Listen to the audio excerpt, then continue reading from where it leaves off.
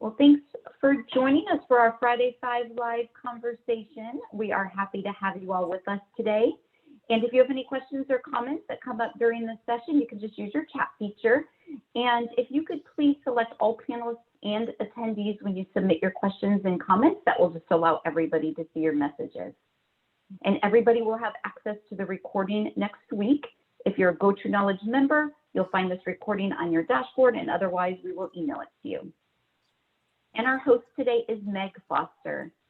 Meg Foster has spent 20 years in higher education focused on student success initiatives and working in areas such as orientation, faculty development, online learning, student leadership, and first-year initiatives. And Meg, I will pass it over to you now. Great. Well, thank you so much. Good morning, everyone. For those of you who are not on the East Coast, and good afternoon for all of those of you who are on the East Coast. We are so excited to have Alina Heights with us today, who is going to share with us a lot of really important information, I feel like, about this idea of self-care.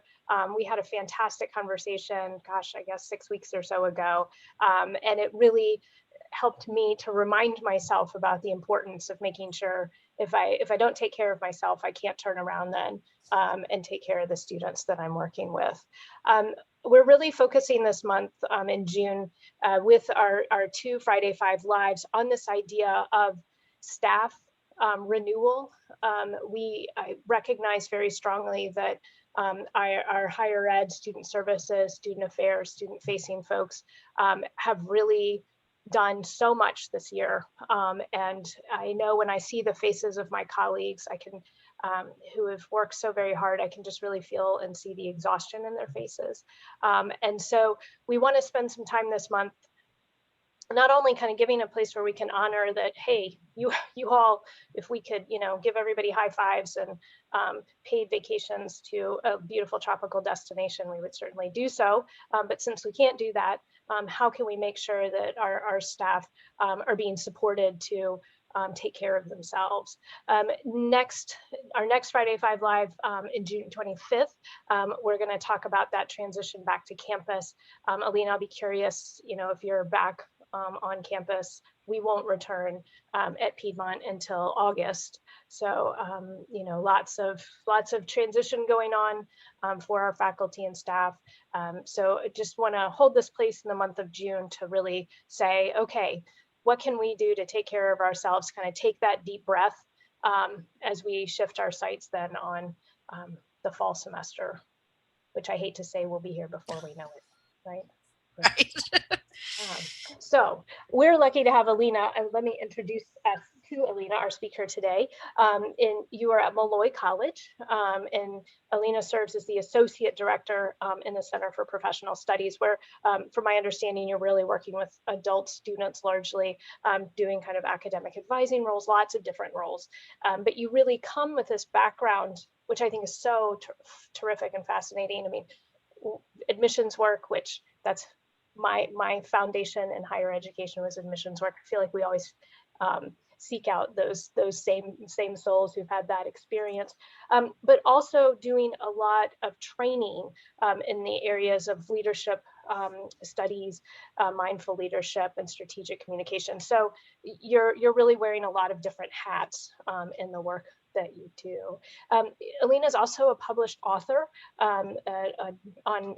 has published a book on daily reflections titled I Am, and she's also a mom and a wife. So lots of roles and lots of wonderful resources to share with us. So Alina, just thank you so much for being with us today. Thank you so much for having me. And I think it's so great how you're dedicating a month to really, I think you said refreshing or recreating or resting or self-care. I think it's great that you're really dedicating a month, and I'm really happy to be here to talk about this important topic. Well, and as always, in our Friday 5 Live format, I've got 4 or 5 questions. I get the easy job. I ask the questions, and Alina is gracious enough to share all of her knowledge with us. But I do want to remind folks, if you have questions for Alina, please feel free. Just use the chat functionality. Just make sure you're posing that to all panelists and attendees so we can all see your questions, and we'll weave those in. Alina, you don't have to worry about that. My job is to weave in those conversations and questions into our discussion today. So, kind of to kick us off, as I've mentioned, you advise adult learners, but then you also have this amazing experience with providing professional development. And I know some of your early work at Malloy was really around how are we going to provide professional development for our faculty and staff. What are you kind of hearing in your conversations as you're working with students?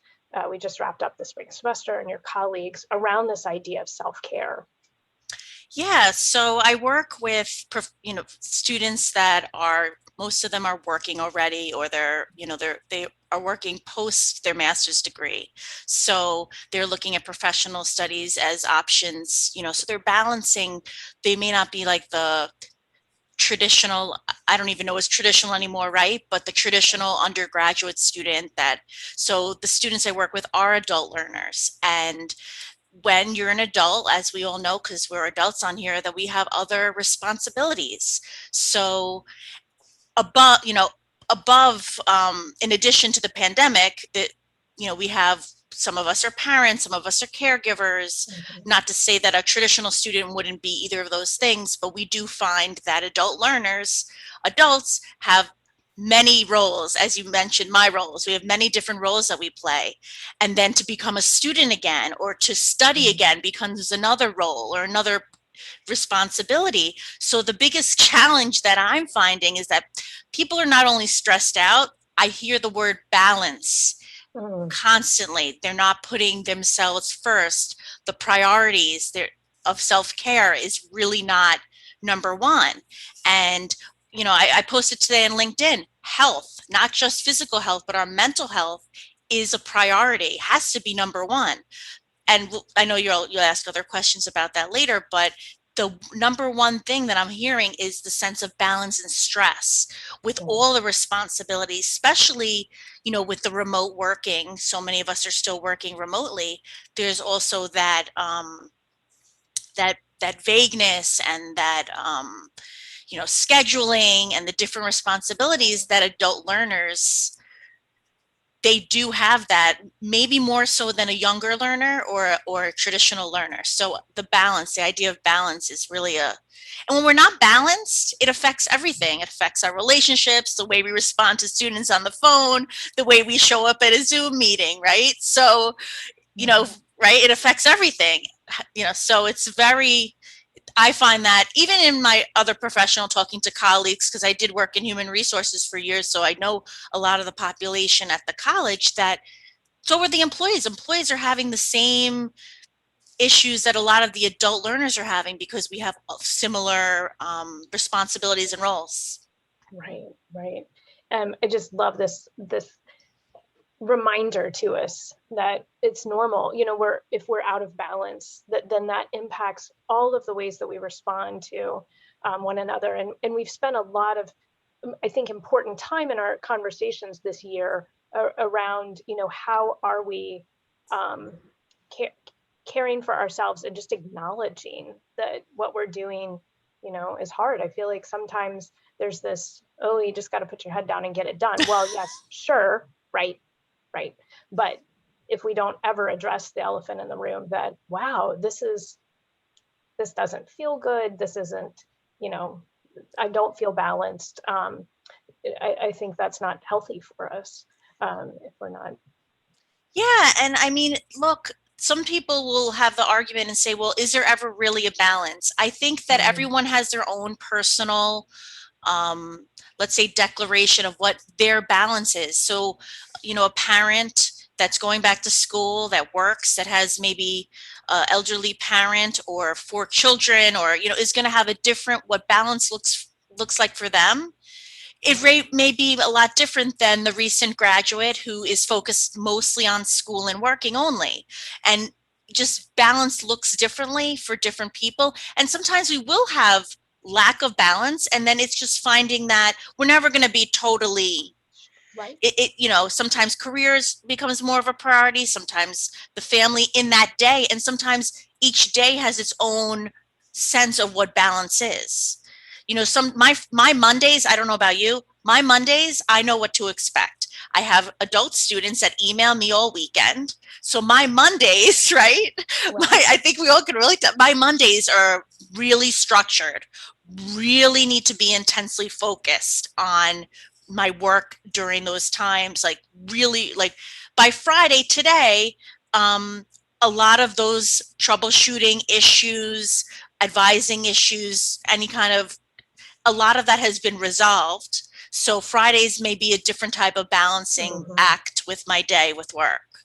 That's so, and Keisha has reminded us that well said, is her comment that one size doesn't fit all. Because sometimes I think we look around and we're like, well, my colleague over there seems to be, they got it all figured out. What's wrong with me? And to remind ourselves, well, their situation, my situation, right? Also, I just want to share to that sometimes we look at other people and they seem like they have their situation under control, but we really don't know what's really happening, what's really going on over there. So it's good to just keep the focus on ourselves. Right. I think we've seen that so much this year. With the fact that we live in this world now where we're on Zooms or Teams or whatever, right? So I can carefully curate for you what you are seeing in my background, what I look like, right? And I'm reminded of this image of it was a woman who has like a PhD in science, and she was presenting on CNN, and her husband took a picture of her, and she's got on a blazer, she's sitting on a toddler chair, like it is like she's wearing like biker shorts, right?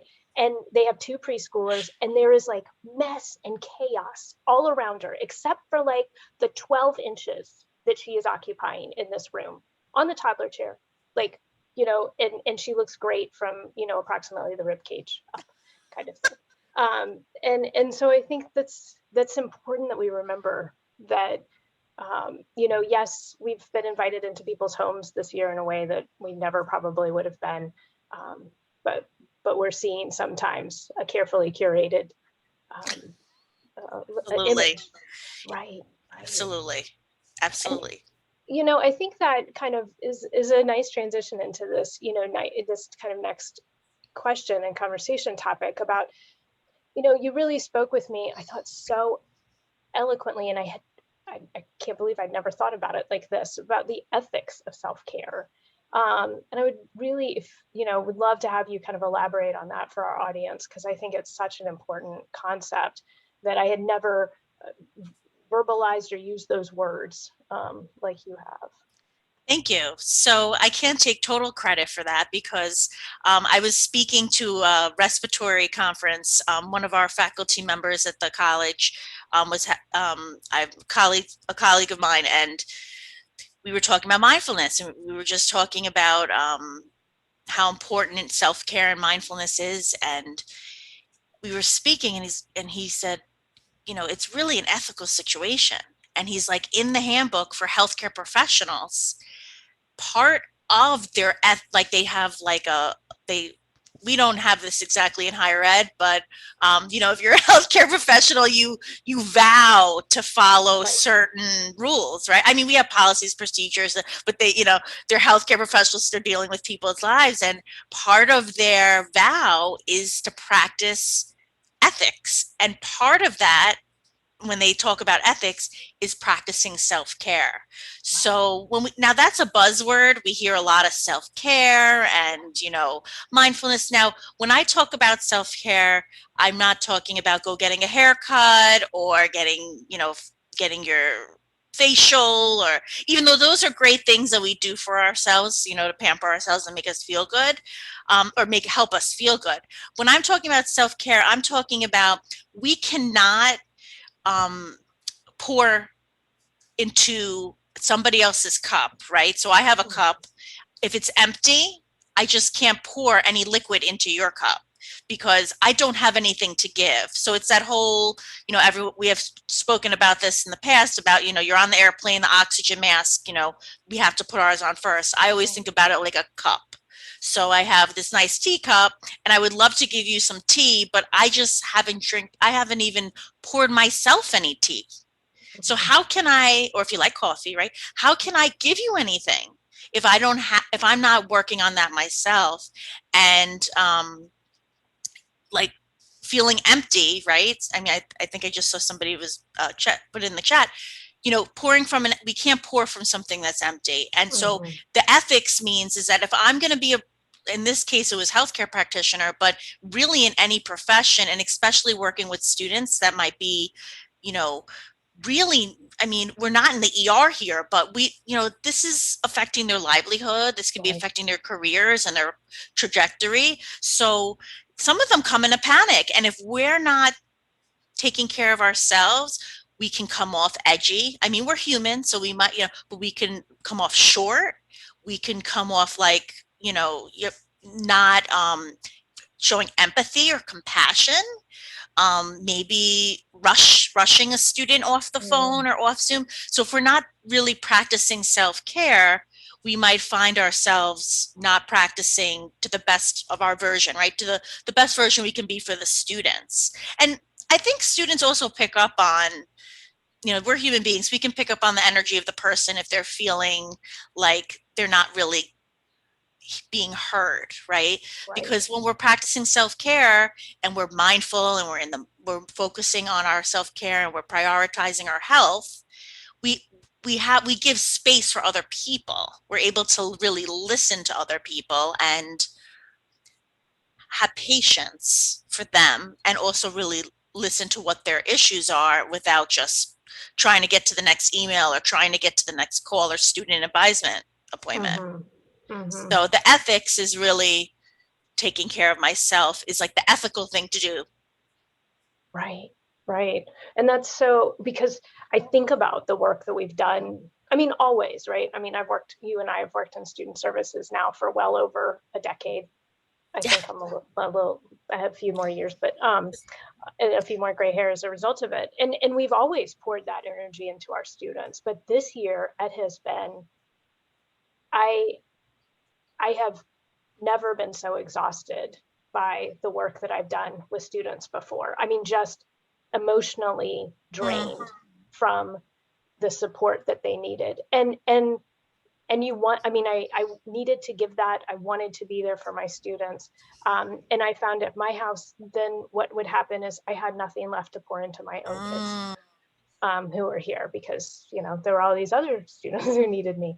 And it took a semester really to figure out that balance, that I could create some okay barriers, right? That I could give this much to my students, because I also had to make sure I had some to give. And involving our partners in that conversation, involving our coworkers in these conversations. So when I think about the ethics of self-care, I'm also thinking about the student services professionals I work with. We give so much that it's okay to say to our colleagues, I have given this, I need some support over here. I need to figure out some other ways to do things, because I love that.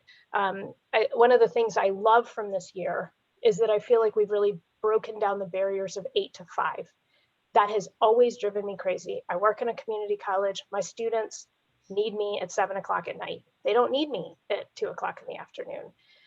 So I love the flexibility that we're seeing in scheduling. But then how do you create those?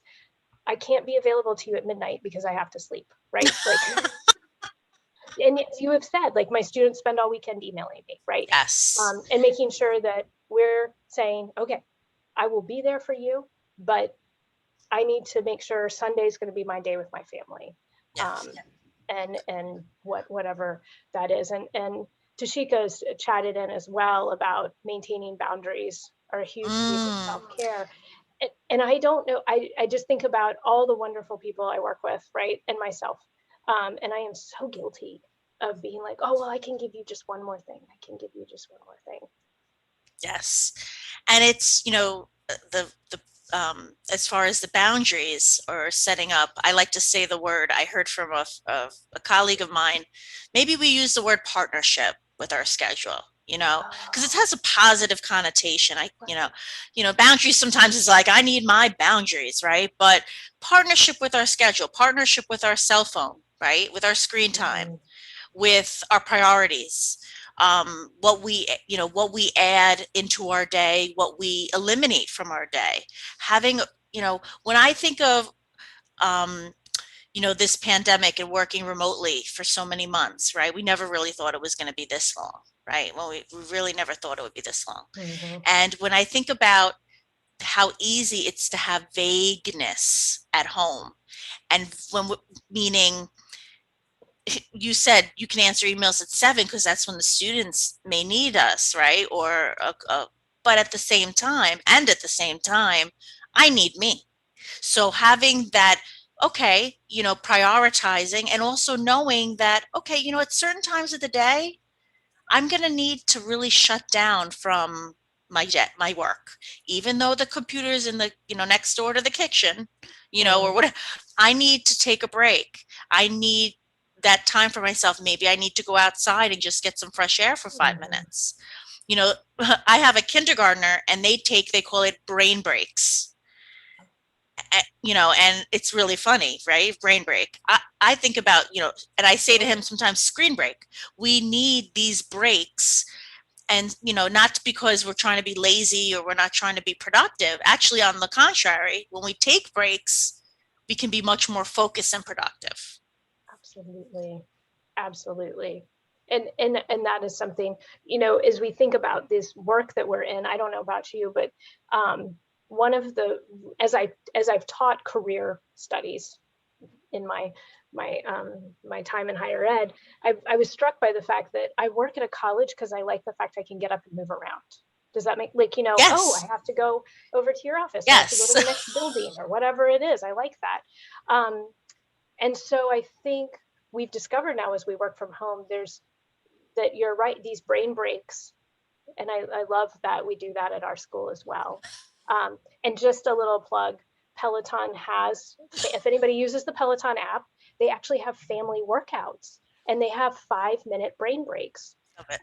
And our daughter and I, our second grader, we have loved doing that together this year. She'll be like, all right, I'm on a break. And then that's a great opportunity for me to step away, because when you're at home, it's much harder, I think, to create those natural breaks that we would find when we're in the office. So I really Or you could get caught up in, I have dishes in the sink. I'm going to use my lunchtime to go do those. Not to say not do your dishes, but we really do need that time, to unwind, to separate, to refresh, revive ourselves, right? Right. Oh, I love this. And I love that. I really appreciate your term of partnership versus boundary, because you're right, there is that kind of negative connotation with a boundary. But if I'm going to create a partnership with my phone, and I would love to have people, if you have things that you do, feel free to chat in things that you're finding work for you. I know many of us turn off notifications, for example, on apps, Yes. certain times. Right. So that way it's okay that I'm not getting notified that my students are emailing me at midnight, because, it will be there in the morning, and it will be okay. And, yes. And they can the response then. I had a colleague of mine say to me, we don't work in a hospital. She said, she's like, we're pushing, at the time, it was before we were only, on the computers, basically. She's like, we're just pushing paper around. She's like, I'm not saying that it's not important, but no one's coming into my office bleeding because they cut their hand. So, and they're, not to say that things aren't important, but we can take a pause. We can be collective in our field, and we can really be mindful about how we take the next action. Mm-hmm. So I don't know if doctors and nurses and healthcare professionals, can always do that, right? Because they have, so we are fortunate in that we can, of course, there's things that come up, but we're not, no one's bleeding in the academic affairs lobby, right? Unless, about their schedule, right? So I think. And if you are doing first aid work, good for you. Yes, absolutely. I do have a colleague who delivered a baby one time in a bathroom, but wow. We hope that that's not our daily, or that should be just a once in a lifetime thing. It's not in the job description, right? all other task assigned, right? Isn't that how we lump it together? And what a great transition into this idea of functional mindfulness that you've really put out there, which I can't wait to know more about this. I feel like this is where I need to be. It's interesting. A lot of times when people hear the word mindfulness, if they're not really educated on it or they're not practicing, they see this yogi, on their desk meditating and namaste, and there's nothing. And I'm not saying anything negative about that. I adore those practices. I think they're important. I'm a big believer in practices like yoga and meditation. When I think about mindfulness, my take on it is like more practical and for the everyday activity. So simple. I try to think of simple ways to be mindful. I think about a 1% adjustment. Sometimes it's just turning off when I'm walking to, let's say you're a walker in the city, or if you're driving, maybe I'm not listening to the news. Maybe I put on some calm music or nothing. And I'm just really taking in and being mindful of like the observer, right, of my drive. Because how many times have we been on autopilot and just drive somewhere or walk somewhere and don't even know how we got to that destination? Mm-hmm. So when I think about practical or functional mindfulness, it's really simple tasks like having a cup of coffee or tea. Obviously, I like coffee because I keep bringing it up, right? So it's like really enjoying that. Yes, just really enjoying that cup and using our senses and really being like, wow, this tastes so good. I smell the coffee or the tea. It's warm. It makes me feel this way. And being curious. That's what it's about. It's about being aware, being curious, and non-judgmental of in our actions in our day, and really focusing on that present moment.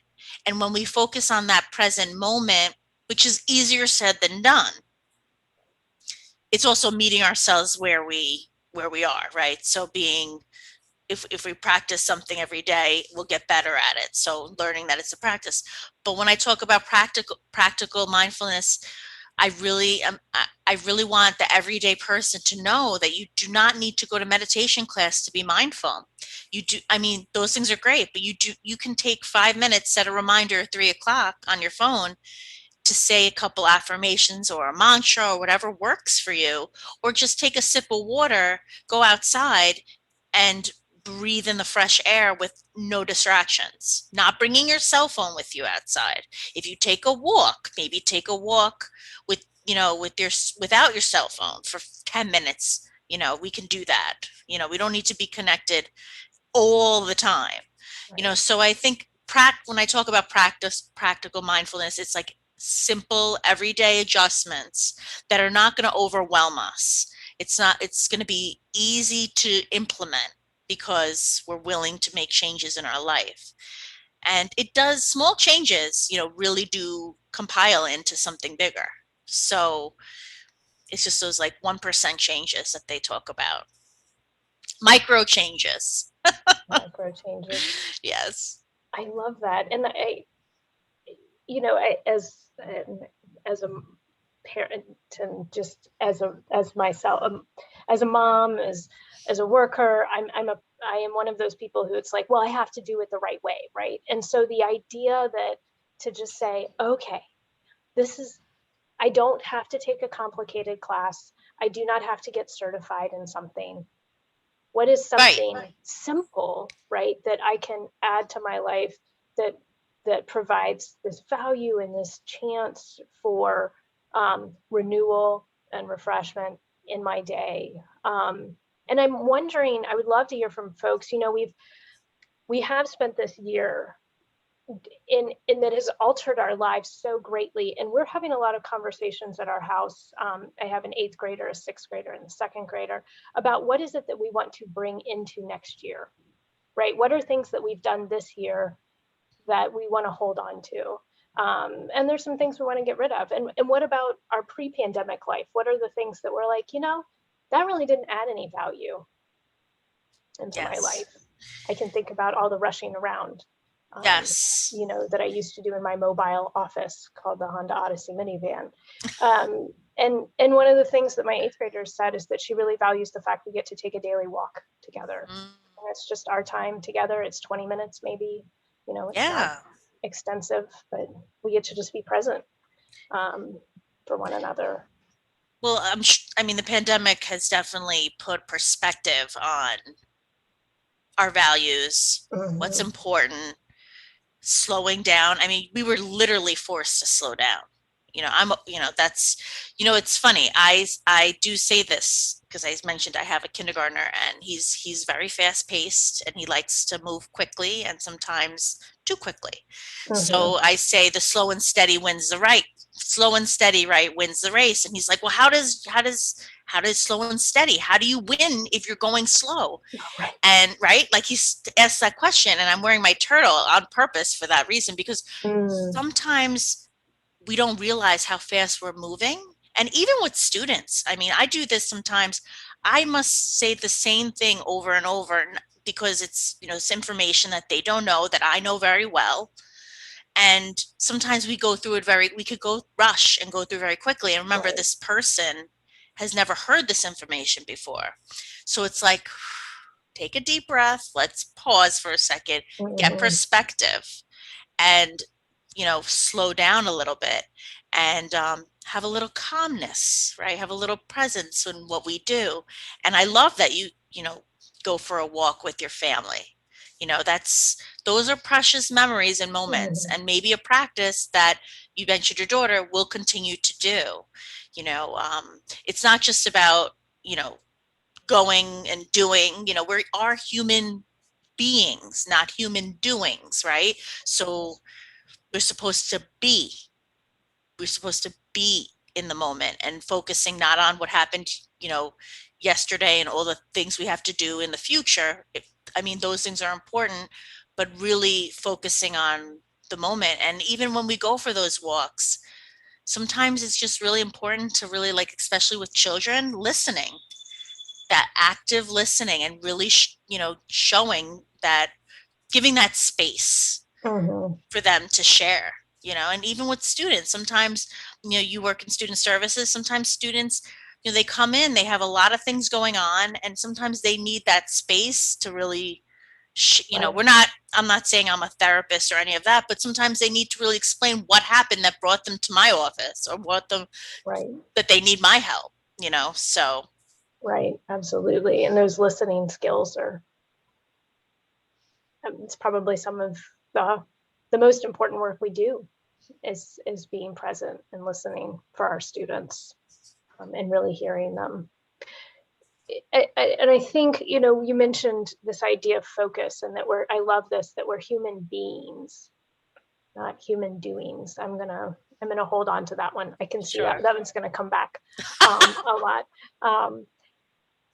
And you've written this book about meditations and affirmations, and I feel like we do still struggle with focus, right? I think so much of what I'm reading is about focus. I can see this at my house. As you know, we have done the whole year online learning, and we're kind of a little concerned about the 2nd grader. Can she sit and focus for extended periods of time? But any recommendations you have in your practice with this concept of focus? Because I feel like this year, while we have certainly had the opportunity to step back and be, I feel like we've also had a year that's been very disruptive to focus. Absolutely. And focus is my word for the year, actually. I had a word for the year. And when I break up the word focus, and maybe still, those of you who are on the call right now, when I think of the word focus, I think of finding our center, utilizing self-awareness. So I'm going to say it a little slower. So it's an acronym. Finding our center, utilizing self-awareness first. So what that really means is that in order to find focus, we must be self-aware first, because there's no way to focus. Like, I can tell, everyone about creating routines and having a schedule and setting reminders.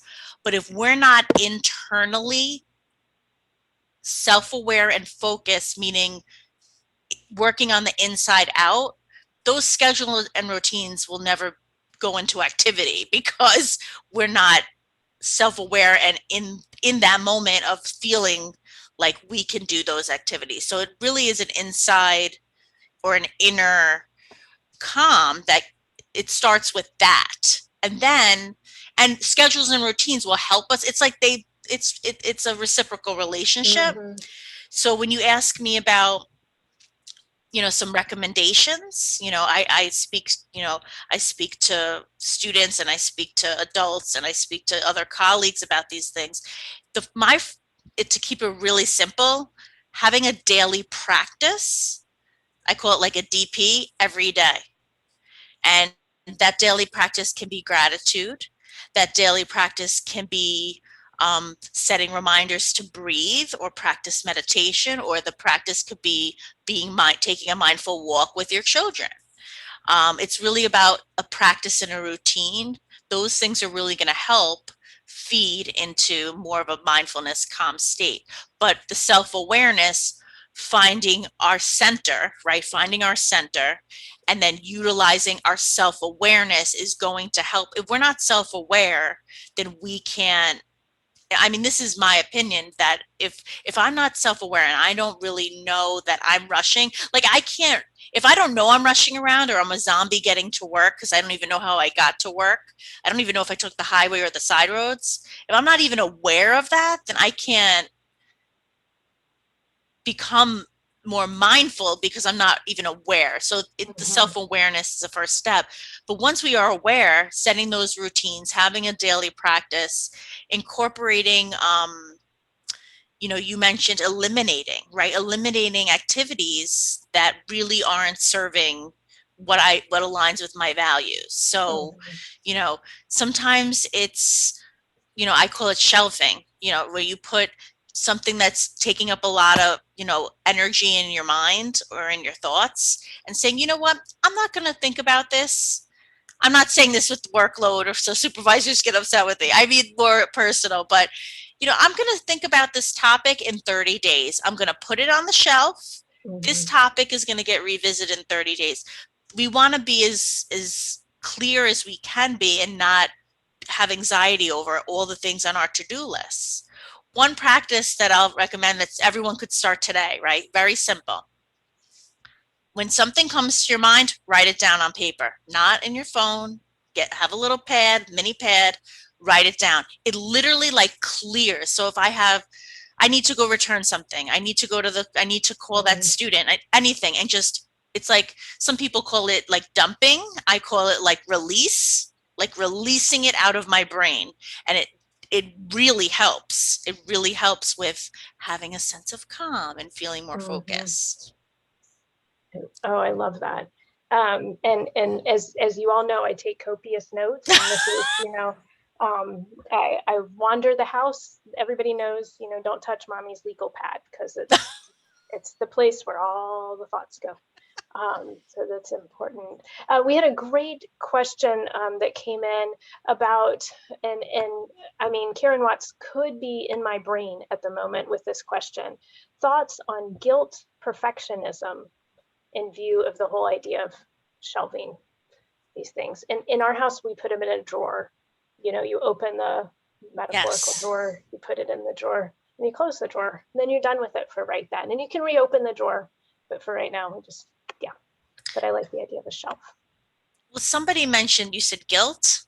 They said guilt and perfectionism. So as far as, did you want me to comment on the guilt? Oh, okay. Or no? Both of them. Okay, both? Sure. So Karen has said guilt, perfectionism. So guilt comes from, just a little bit about guilt, because I definitely have really looked into this.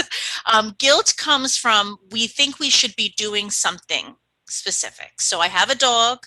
I should be walking the dog, right? So I should be walking my dog. And I'm not doing it. So now I feel guilty. So it's about expectations, and it's about what we think we should be doing. And that's very much connected to perfectionism, because perfectionism is a myth, right? It doesn't exist. No one is perfect. Even those people that think they're perfect, they're not perfect. It's totally unrealistic. We all are perfectly imperfect, right? We all have these amazing attributes and ways about us that make us different. That's what makes the world go round. And it's all about expectations. I'm not saying to have low expectations. I'm saying if we're striving for perfection, I think it's great that you have goals and you want to, but we're always going to be upset if we think we're going to be perfect and that's what we're striving for. So, and that connects to guilt. I really should have called those 1,000 students yesterday, because that's how many, and I didn't do that. And I really should be doing that because I'm perfect and I need to be the best. So a lot of that's like inner work that, but it's really interesting because they're very much tied together. So I really appreciate that comment, that question comment. And Vernon has chatted in that he is very much enjoying John Gordon's positive leadership book series, and feels like there's a lot of parallels between that work and the conversation that we're having today. So recommend that to folks. I've dipped my toe a little bit in John Gordon's work, and great tie-in today. Kalita has reminded us that some of us, we just have a perfect Patty syndrome. And Poor Patty. Poor Patty.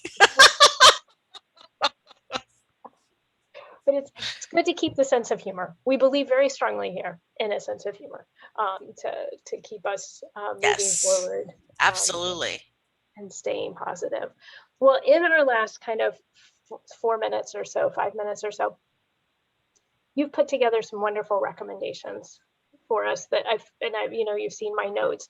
Any kind of other thoughts about, how we can support students and staff and their mental health, things that you want us to consider as we start to turn that focus towards the fall? I know I'm not quite ready mentally to do that yet, but I know I'm going to need to do it here in another month or so. The first thought I have is that we are all in this together, but we all experience this differently. Mm-hmm. And it's really important for us to be aware of that some people are going to be a little bit more comfortable with going back, going back on campus, and different people are going to have different comfort levels and some anxieties. And really, as we all go on to campus, or we all go back into those meetings and those board meetings and these things, is to meet ourselves where we are. Number one, to give ourselves a little break and say, okay, we've gotten through this pandemic, thank goodness, right? But also to give that, mindfulness, when we're mindful, we can have empathy for other people, and really giving other people space if they need it. Students, if that's something, I think this pandemic has really created a sense of, it has accentuated our sense of humanity, how we really, as human beings, connecting with each other is so important, but we're all at different levels of how we connect, especially when there's tragedy, crisis, grief, anxiety, depression, all these things that people are experiencing. We just don't know what's happening in somebody else's backyard, right? So it's really giving space to other people to really let them have their journey, because it's especially, new students that are coming onto campus, new employees that maybe have been working with the college or the university for 6 months, but never really worked on campus. That's a big one, you know? And I know we all probably know folks, or maybe we are the person who, I had my partner transition jobs in the middle of all of this, right? And he's never actually met any of those people in real life. So yes, I'm thinking also a lot about our students who, are sophomores who are coming back to a campus maybe they've actually never really spent very much time on at this point, and remembering that we're going to need to be conscious of that this is not a normal sophomore class experience. This is going to be a very unique one. So I love this advice that giving ourselves, being gracious, giving ourselves grace. Gracious space. Yeah. And then being mindful so we can be empathetic for others. And when we are empathetic for others and we allow others, we're really also giving it to ourselves as well. Mm-hmm. So Mm-hmm. that's really important. Well, Alina, this has been just such a fantastic conversation. When I am with you, I feel just so renewed and refreshed for the work that I'm like, okay. Thank you. You're a deep breath. So thank you. Thank you so much for having me. I love talking about this. So I appreciate, the opportunity to share with everyone. And thank you to our listening audience today. Just as a reminder, we're going to bundle this up and we'll share it with you all. And if you have colleagues who weren't able to be with us today, you can find this on all of the podcast channels as of Monday. We will be talking June 25th about making that transition to campus. I'm very anxious for that conversation since I'll be needing to do that in about 6 weeks' time. And we've also put out a podcast. This is Pride Month. And so we had great conversation this week with Quincy Jenkins at Chattanooga State Community College about how we can support our LGBTQ plus students, staff, and colleagues. So encourage you to listen to that one as well. Quincy had some wonderful ideas, and Alina, much like what you've talked about, those conversations really blend together in my mind because Quincy really approaches leadership from a place of kindness. And that just so speaks to, I think, the conversation that we've had today. So, I love that. Oh, he was amazing. The two of you be a dynamic duo. So thank you. Well, thank you all so much. Everyone have a wonderful weekend. May you find time for rest and renewal this weekend. And thank you so much. Take care.